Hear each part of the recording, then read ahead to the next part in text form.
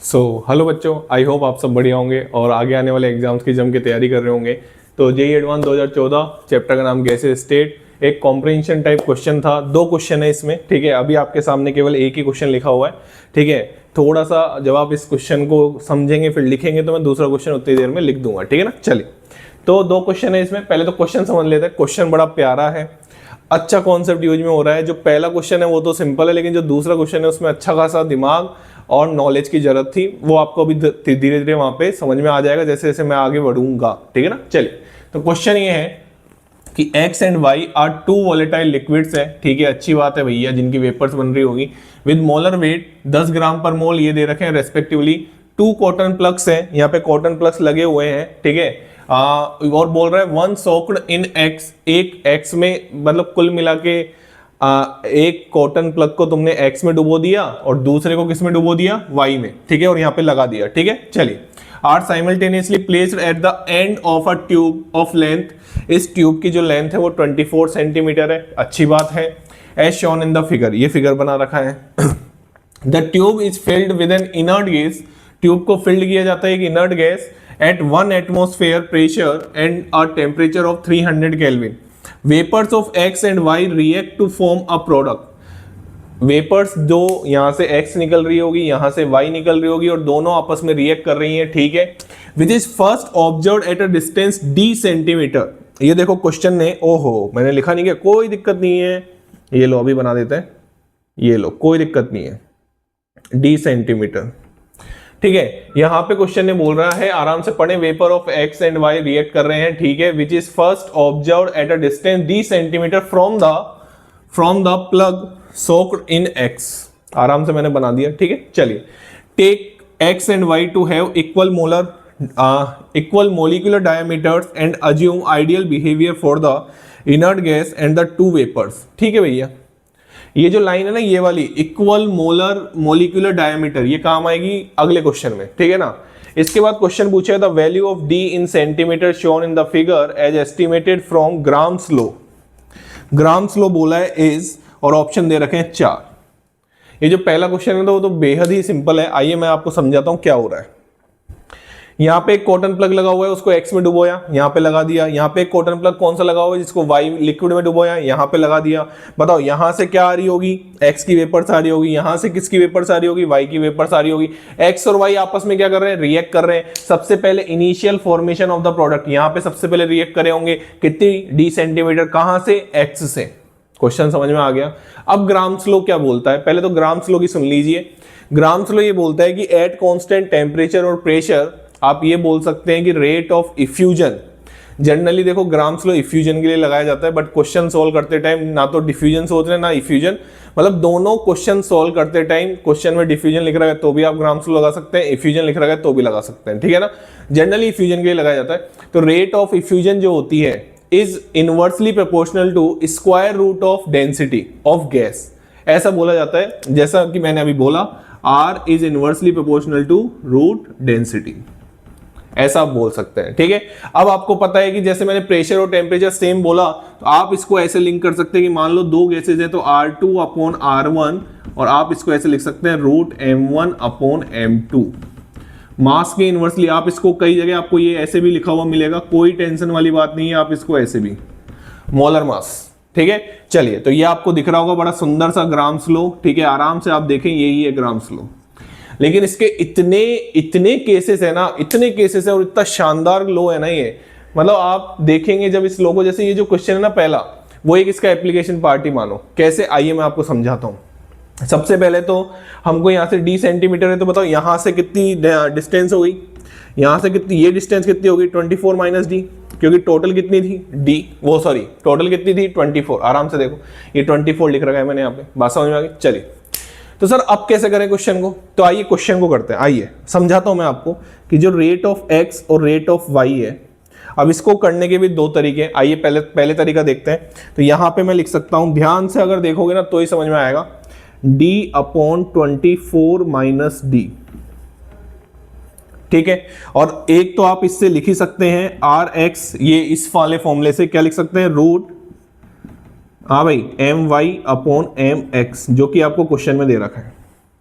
अब मैं ये कैसे लिख दिया सर आपने, डिस्टेंस में कैसे लिख दिया, मैं समझाता हूं कैसे लिख दिया। पहला तरीका सुनो, जिसकी जितनी ज्यादा rate of effusion is directly proportional to speed of that gas, और speed is directly proportional to distance divide by time. Speed क्या होती है, डिस्टेंस बाई टाइम, और यहाँ पे टाइम टेकन, अगर टाइम के बारे में कोई इंफॉर्मेशन नहीं दे रखी तो हमको टाइम सेम लेके चलना होता है, जिसके बारे में कोई इंफॉर्मेशन नहीं, सोचना ही नहीं है।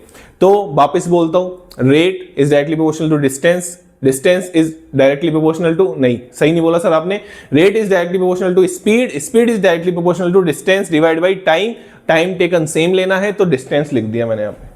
तो rate is directly proportional to distance. आराम से देखो, ये आर एक्स है, ये आर वाई है, और ये वाली चीज कैसे लिखी मैंने, R X upon R Y root M Y upon M X, ये रही बात समझ में आ गई।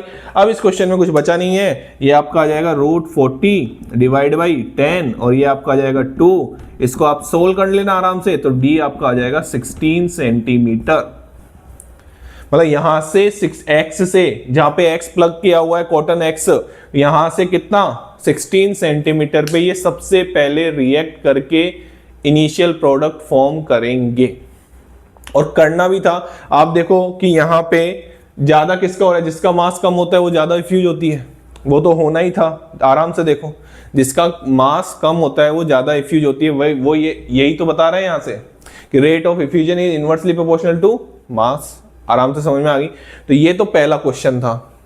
अच्छा सर दूसरा तरीका क्या था, देखो दूसरा तरीका ये है, ठीक है, ये तो पहला तरीका था। दूसरा तरीका आप इसको ऐसे भी कर सकते थे कि इस वाली चीज को आप ऐसे भी लिख सकते थे, पता है कैसे, कि आप volume of X divide by T volume of Y divide by T, ठीक है।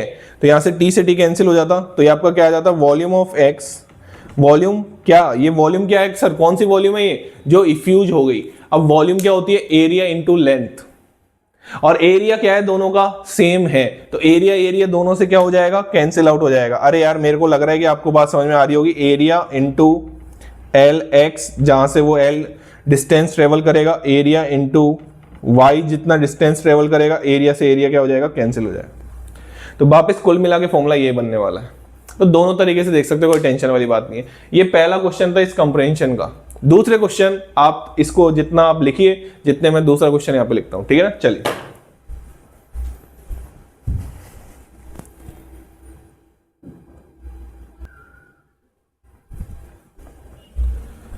तो बच्चों क्वेश्चन का उस कॉम्प्रहेंशन का दूसरा क्वेश्चन आपके सामने है, ठीक है। पहला क्वेश्चन आपको समझ में आ गया होगा। ग्राम्स लो के बहुत सारे केस है, आपको सारे पढ़ने चाहिए, कोई से भी केस से क्वेश्चन आ सकते हैं जी एडवांस में। चलिए दूसरा केस पढ़ते हैं। ये बहुत अच्छा क्वेश्चन था, बहुत सोचना था और नॉलेज अच्छी होनी चाहिए थी आपको। The experimental value of D, जो माने जो एक्सपेरिमेंटल वैल्यू ऑफ डी आपको पता ही है, क्वेश्चन आप पीछे आपको पता है डी क्या है, एक्स से वो डिस्टेंस जहां पे एक्स और वाई फर्स्ट टाइम रिएक्ट कर रहे हैं, प्रोडक्ट बना रहे हैं, ठीक है ना, is found to be smaller than the estimate obtained using Graham's law. Okay, ये तो ऐसे बोलना चाह रहे हैं कि जो एक्सपेरिमेंटल डी है वो ग्राम्स लॉ से जो आपने डी निकाली उससे छोटी आ रही है। जो एक्सपेरिमेंटल से आप जो डी निकाल रहे हो वो छोटी आ रही है, किससे, स्मॉलर आ रही है, किससे, जो आप ग्राम्स लॉ से निकाल रहे हो। ये तो चक्कर पड़ गया। अरे सर ये क्वेश्चन चक्कर पड़ गया, ये तो कुछ ही बच्चों को क्वेश्चन, ये वही है टॉप 500 वाला क्वेश्चन है, ठीक है ना, बहुत अच्छा क्वेश्चन है। चलिए तो अब इसमें बात करते हैं पहले तो कि सर ये चक्कर क्या है। आइए मैं आपको चक्कर समझाता हूं कि ये जो ग्राम्स लॉ की आप जब बात करते हैं ना बेटा, जब आप ग्राम्स लॉ की बात करते हैं, अच्छे से सुनना, तो इस क्वेश्चन में क्या था और ग्राम्स लॉ में क्या चक्कर पड़ा, आइए मैं आपको बताता हूं। ग्राम्स लॉ में हम जो फॉर्मूला लगाते हैं वो ऐसे सोच के लगाते हैं कि यहां पे आप कोई गैस इफ्यूज हो रही है, वो वैक्यूम में इफ्यूज होती है। यहां से जो गैस इफ्यूज होती है वो किस में इफ्यूज होती है, वैक्यूम में, वहां पे कोई गैस नहीं होती है, उस पे हम फॉर्मूला लगाते हैं। लेकिन अगर आपने क्वेश्चन अच्छे से पढ़ा हो, मैंने आराम से क्वेश्चन पढ़ाया था कि इस जो टेस्ट ट्यूब है उसमें पहले से ही उसमें इनर्ट गैस भी थी, उसमें इनर्ट गैस को भी इंट्रोड्यूस किया गया था। आपने अच्छे से क्वेश्चन पढ़ना, पीछे जाके आपको मिल जाएगा, उसमें इनर्ट गैस भी थी, वहां पे वैक्यूम नहीं था। तो ये ही इस क्वेश्चन की जान है। इसलिए जो एक्सपेरिमेंटल डी, अभी मैं बताऊंगा किस लिए रीजन पूछा है, उस पर भी आ रहा हूं मैं। पहले तो ये समझिए कि वो ग्राम्स लो और एक्सपेरिमेंटल डी सेम क्यों नहीं आ रही है? ठीक है, आराम से समझो क्यों नहीं आ रही, क्योंकि भैया वैक्यूम की बात करते थे हम, जब रेट ऑफ इफ्यूजन हम is inversely proportional to square root of mass square root of density बोलते थे at constant temperature and pressure. तो सर अच्छा, आप अगर ये कहना चाह रहे हो कि ये अगर ये है तो फिर आइए मैं बात करता हूं, एक बार मैं डस्टर लिया हूं। चलिए, तो अगर हम बात करें, इसको मैं रफ कर देता हूं। ठीक है सर, आपकी बात ठीक है।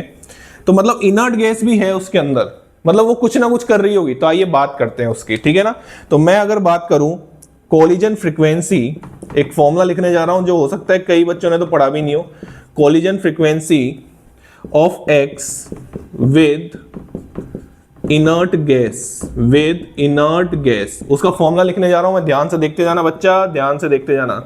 पाई सिग्मा स्क्वायर, ठीक है, अंडर रूट 8RT अपॉन पाई, ठीक है, और ये आपका आएगा 1/mx plus 1/m inert gas, ये रूट में है पूरा, ठीक है, इनटू n स्टार यहां पे आएगा आपका इनर्ट गैस के लिए इनर्ट गैस, और यहां पे नीचे क्या आएगा v। इसको हम बोलते हैं number density, number of molecule divide by volume. जी हाँ, number of molecule divide by volume, ठीक है। ये फॉर्मूला मैंने लिखा है, एक एक चीज समझाता हूं मैं। यहां पे जो सिग्मा है वो डायामीटर है, और ये डायामीटर आराम से सुनना, ये पता है कौन से कॉन्सेप्ट से, जब आपको मॉलिक्यूलर बाई मॉलिक्यूलर कोलिजन पढ़ाई जाती होगी, जिसमें सेम मॉलिक्यूल कोलिजन नहीं कर रहे, अलग अलग मॉलिक्यूल कोलिजन वाली फ्रीक्वेंसी की बात कर रहा हूं। ये उस टॉपिक से क्वेश्चन है जब आपको पढ़ाया जाता हुआ कि दो अलग डिफरेंट मॉलिक्यूल आपस में कोलाइड कर रहे हैं, और हम मान के फॉर्मूला बनाते थे 90 डिग्री पे। जी हाँ, वहीं से ये फॉर्मूला निकला है। इस फॉर्मूले की छोटी सी फॉर्म अगर मैं आपको दिखाऊं तो ये आपको ऐसा दिखेगा, पाई सिग्मा 1/2 का स्क्वायर, और ये आएगा यहां पे u relative into n inert star, आप बोल सकते हैं इनर्ट गैस के लिए।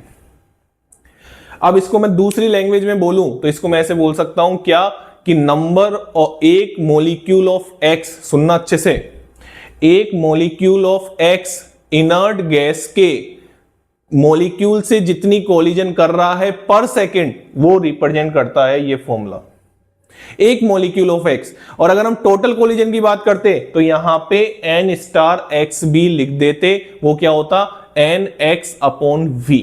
ये आपको फॉर्मूला पढ़ाया जाता होगा। और यहां पे ये जो u रिलेटिव आप देख रहे हैं, इसको मैं यहां पे लिख देता हूं, देखना यहां पे लिख रहा हूं मैं u रिलेटिव। इसको आप u रिलेटिव को ऐसे लिख सकते हैं, कैसे लिख सकते हैं, आराम से सुनना, अगर आराम से सुनोगे ना तो ही बात समझ में आएगी। इसको आप ऐसे लिख सकते हैं, under root 8RT upon pi reduced mass. Reduce mass सुना है, फिजिक्स में सुना होगा, क्या होता है reduce mass, under root MAMB upon MA plus MB। ऐसा जब दो डिफरेंट मॉलिक्यूल आपस में कोलाइड करते हैं उसकी बात चल रही है, पूरी कहानी उसकी सुना रहा हूं मैं आपको। अच्छा सर, चलो ठीक है, आपने ये बहुत प्यारी प्यारी बातें बताई कि collision frequency of x with inert gas आप समझाना चाह रहे हो, ये डायमीटर आप समझाना चाह रहे हो, तो ये जो सिग्मा 1/2 लिख रहा हूं ना मैं, वो आपको पढ़ाया जाता होगा Rx plus R inert gas. Definitely अगर टॉप 500 की हम बात करते हैं तो उसको तो ये चीजें पता होनी ही चाहिए। यहाँ पे सिग्मा 1/2, ठीक है, ये कोलिजन डायामीटर है, यहाँ पे Rx, x का क्या, रेडियस, इनर्ट गैस के मॉलिक्यूल की रेडियस। अब अच्छे से सुनना मेरी बात, जब ये तो मैंने collision frequency of x with inert gas लिखी, अब ऐसे ही मैं क्या लिखता, collision frequency of y with inert gas, collision frequency of y with inert gas.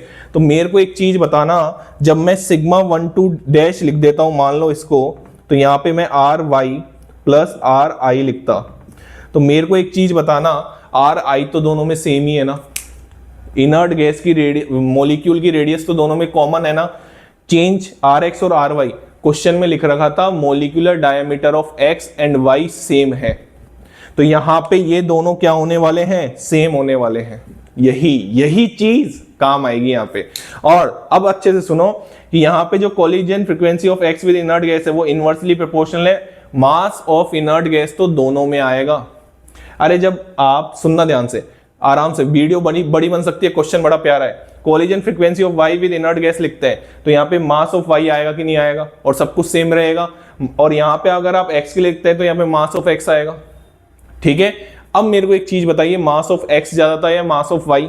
अरे बोलो ना यार, मास ऑफ एक्स 10 ग्राम पर मोल था ना, तो बताओ कोलिजन फ्रीक्वेंसी किसकी ज्यादा होगी? अरे कोलिजन फ्रीक्वेंसी किसकी ज्यादा होगी? In the case of x. तो अगर x की कोलिजन फ्रीक्वेंसी ज्यादा होगी तो आप मेरे को दोनों कान खोल के आंसर दीजिए कि आपके हिसाब से आंसर क्या होना चाहिए। अरे भाई कोलाइड ज्यादा करेगा तो डिस्टेंस क्या आएगी? कम आएगी ना। कोलाइड ज्यादा करेगा तो डिस्टेंस क्या आएगी? कम आएगी ना। हम ग्राम्स लॉ में क्या मानते थे कि x यहां से आ रहा है, y यहां से आ रहा है और बीच में कुछ नहीं है, लेकिन यहां पे क्या है? इनर्ट गैस अंदर है, x यहां पे आ रहा है तो x ज्यादा कोलाइड कर रहा है विद द इनर्ट गैस क्योंकि उसका मास कम है। तो हमारे ऑप्शन के अकॉर्डिंग हम ऑप्शन देखें तो हमको आंसर आ रहा है डी। क्या लिख रखा है? Increased collision frequency of x with the inert gas as compare to that of y with the inert gas. Same y के लिए लिखोगे मास ऑफ y आ जाएगा, मास ऑफ x कम है मास ऑफ y से, तो कोलिजन फ्रीक्वेंसी भी किसकी ज्यादा होगी? x की ज्यादा होगी। और रहा, ये तो ऑप्शन ऐसे ही नहीं आएगा, रहा mean free path. Mean free path क्या होता है? Average distance travelled by a molecule between two successive collisions of two successive collisions, उसको हम क्या बोलते हैं? मीन फ्री पाथ बोलते हैं। मीन फ्री पाथ में क्या होता है? मीन फ्री पाथ का फॉर्मूला भी आपको पढ़ाया जाता होगा, लैम्डा बराबर 1/√2 pi sigma square N star. और यहां पे मीन फ्री पाथ का कोई लेना देना नहीं है। इवन आप थोड़ा अंदर जाके देखेंगे तो मीन फ्री पाथ आपको दोनों के लिए सेम सा दिखाई देगा, लेकिन वो और अंदर की बात है। आराम से देखो, ये फॉर्मूला है और आराम से आपका आंसर आ रहा है इस क्वेश्चन का, लेकिन उसके लिए आपको ये नॉलेज होनी चाहिए थी। बहुत प्यारी नॉलेज मैंने आपको दी। कुछ अगर आप अंडर 100 अंडर 500 की बात कर रहे हैं तो भैया आपको तो लेवल बढ़ाना ही होगा। ये था जेईई एडवांस 2014 का क्वेश्चन। आई होप आपको ये समझ में आया होगा। नहीं समझ में आया होगा तो पहले मॉलिक्यूलर, जो दो मॉलिक्यूल आपस में कोलाइड करते हैं, उनकी कोलिजन फ्रीक्वेंसी का फॉर्मूला देखना, 100% आपको समझ में आ जाएगा। ठीक है ना। चलिए, thank you so much. Channel को लाइक करें, शेयर करें और सब्सक्राइब करें।